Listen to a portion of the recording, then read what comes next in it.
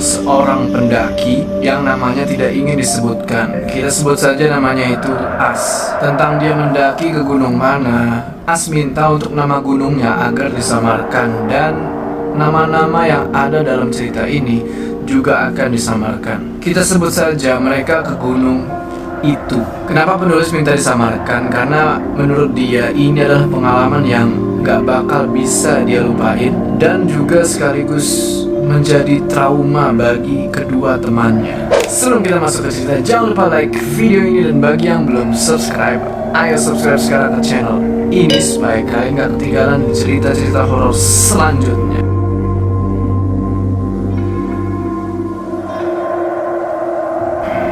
Jadi si As ini naik ke gunung itu bersama dengan 3 orang temannya, yaitu Rab, Alif, dan Jora. Mereka ini berasal dari kota X. Singkat cerita, mereka berangkat naik kereta dan sampai di stasiun Probolinggo pada jam 8 pagi. Karena lapar, mereka memutuskan untuk makan di dekat stasiun. Saat mereka makan, tiba-tiba ada pengemis, bapak-bapak agak tua yang rada bungkuk, menghampiri mereka dan meminta sedekah. Lalu Alif mengeluarkan uang dan memberikan ke pengemis itu. Bapak-bapak itu lalu bilang, manusia itu hidup, harus berani melawan rasa takut untuk mati. Sontak mereka agak sedikit kaget. Tidak sampai di situ, bapak itu bilang lagi, kalau mau selamat, yang pasrah sama Gusti Pangeran. Mereka terheran-heran dengan ucapan bapak itu. Ya udahlah, mereka belum berpikir yang aneh-aneh dan mereka lanjut makan. Singkat cerita, mereka sampai di base camp pendakian pada jam 8 malam. Mereka memutuskan untuk menginap malam itu dan melakukan pendakian pada keesokan harinya. Jam 6 pagi, mereka bangun dan bersiap-siap. Pendakian baru dimulai pada jam 8 pagi. Awal-awal mendaki, mereka masih senang dan semangat. Untuk menghemat waktu, mereka memulai pendakian tidak dengan jalan kaki, tapi menyewa ojek dengan membayar sekitar 45.000 per orang. Nah, selagi naik ojek, As sempat melihat di balik pepohonan ada seorang perempuan berpakaian kebaya. Kayak pakaian zaman dulu lah. Sosok itu menatap mereka sambil mematung. Tapi di situ As masih abaikan. Tak berapa lama kemudian, sampailah mereka di batas di mana ojek tersebut mengantar, dan dimulailah pendakian yang sebenarnya. Dari tempat mereka diturunkan oleh ojek sampai ke mata air pertama. Waktu itu jalanannya agak sedikit becek karena habis hujan. Ditambah lagi treknya menanjak, otomatis sangat menguras tenaga mereka. Belum ada 20 menit berjalan, Alif dan Jora minta untuk istirahat. Setelah puas beristirahat, mereka melanjutkan perjalanan. Hingga tak terasa 5 jam mereka berjalan, dan sampailah mereka di mata air pertama kira-kira jam 1 siang. Mereka memutuskan untuk ngecamp di sana, mengingat Alif dan Jora sudah kelelahan. Ditambah langit sudah mulai mendung. Mereka takut kehujanan. Setelah beres mendirikan tenda, mereka mulai masak-masak dan membuat kopi sambil bersantai menunggu maghrib. Tidak berapa lama kemudian, waktu maghrib pun tiba dan mereka sholat. Sehabis itu, mereka makan malam dan bersiap-siap untuk tidur, karena mereka mau lanjut jalan besok pagi.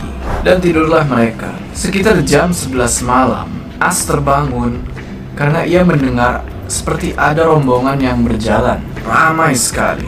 Lebih seperti pawai, bukan seperti rombongan pendaki. Selain itu, suara langkah kaki mereka seperti menggunakan sendal, bukan sepatu. Serta mereka membawa pencahayaan seperti cempluk. Karena As terbangun, Jora pun ikut terbangun dan bertanya, As, ngapain lu? Itu Jor, ada yang rombongan. Sepertinya mau ada acara.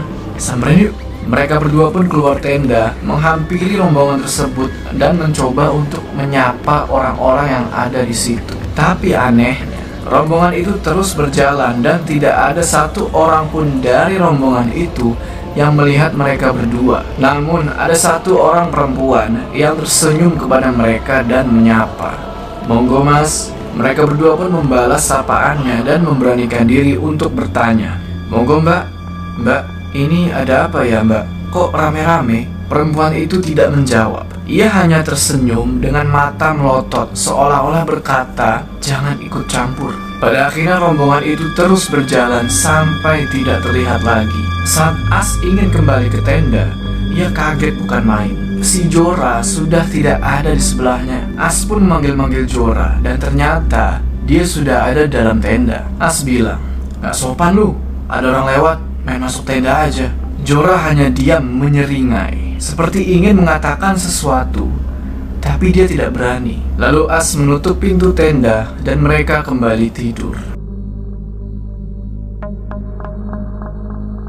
As kembali terbangun pada jam 4 sebelum subuh. Di situ ia mendengar ada orang ngobrol di dekat tenda. Tidak jelas apa yang sedang dibicarakan, tapi yang jelas ada kata-kata mati, hilang, darah, dan makan. As yang mulai merasa itu tidak beres, berusaha untuk kembali tidur. Tiba-tiba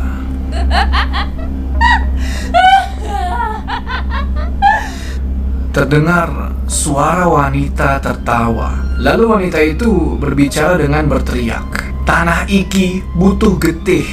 Tanah iki butuh getih." Bagi yang gak tahu apa itu getih, getih itu adalah darah. As yang ketakutan langsung menutup telinga dan menghadap ke Alif yang sedang tidur. Ia juga melihat kalau Jorah belum tidur, dan dia sepertinya mendengar apa yang As dengar tadi. Jorah seperti memberi kode, kayak bilang, "Udah biarin aja, gak usah didengerin." Tidak lama kemudian masuk waktu subuh dan suara orang mengobrol itu sayup-sayup hilang. Pada akhirnya mereka berdua bisa tertidur. Mereka kembali terbangun pada jam 7 pagi. Saat itu As melihat Rab dan Alif sedang asik memasak dan merokok di luar tenda. Jorah juga ikut terbangun. As lalu keluar tenda untuk mengecek jalanan yang kelihatannya masih becek. Nah, di sini logikanya, kalau rombongan semalam itu manusia, ya sudah pasti bakal kelihatan dong jejaknya. Pasti mereka bakal meninggalkan jejak. Secara jalanan itu dari tanah dan becek, tapi jalanan itu tidak terlihat seperti pernah ada orang banyak lewat. As dan Jorah saling pandang-pandangan dan mereka berusaha untuk mengabaikan hal tersebut. Setelah itu mereka makan dan bersiap-siap untuk melanjutkan kembali perjalanan. Mereka mulai berjalan lagi pada jam 8 lewat. Di perjalanan mereka mulai masuk ke dalam kawasan hutan yang lebat dan sedikit berkabut. Baru sekitar 30 menit berjalan, tiba-tiba terdengar seperti suara perempuan yang kesakitan, dan suara itu terdengar sampai 2 kali. Mereka berempat mendengarnya, tapi anehnya tidak ada orang lagi di sana kecuali mereka, dan mereka kesulitan mencari sumber suara itu karena kabut yang tebal. As mulai merasa ada yang ganjil di sini. Ia lalu memberikan kode ke teman-temannya agar terus berjalan dan tidak memperdulikan hal tersebut. Terus mereka berjalan dan sekitar 1 jam sampailah mereka di daerah yang sedikit terbuka, bukan hutan tertutup lagi, dan kabut yang dari tadi menyelimuti sudah mulai hilang. Mereka menyempatkan diri untuk foto-foto di sini karena memang tempatnya cukup bagus. Setelah puas berfoto-foto, mereka pun melanjutkan perjalanan. Setelah beberapa lama berjalan, sampailah mereka di mata air yang kedua. Di sana mereka mengisi air dan sedikit beristirahat, lalu melanjutkan perjalanan kembali. As merasa agak aneh di situ. Soalnya di tempat itu tidak ada pendaki lain selain mereka berempat. Dia lalu ingat kalau tidak ada satupun pendaki lain yang ia temui setelah beranjak dari mata air yang pertama. Tapi ia masih berpikir positif, mungkin yang mendaki emang sedikit. Pada akhirnya mereka sampai di sabana kecil. Di sana mereka bertemu dengan 7 orang pendaki. Pendaki-pendaki itu sedang merokok dan ngopi. Tapi anehnya, mereka menatap dengan tatapan kosong sambil tersenyum. Rab yang melihat pendaki-pendaki itu langsung menyapa, "Mari bang, rombongan dari mana?" Pendaki-pendaki itu tidak menjawab dan hanya melihat mereka berempat sambil mengangguk. Setelah itu mereka melanjutkan minum dan merokok.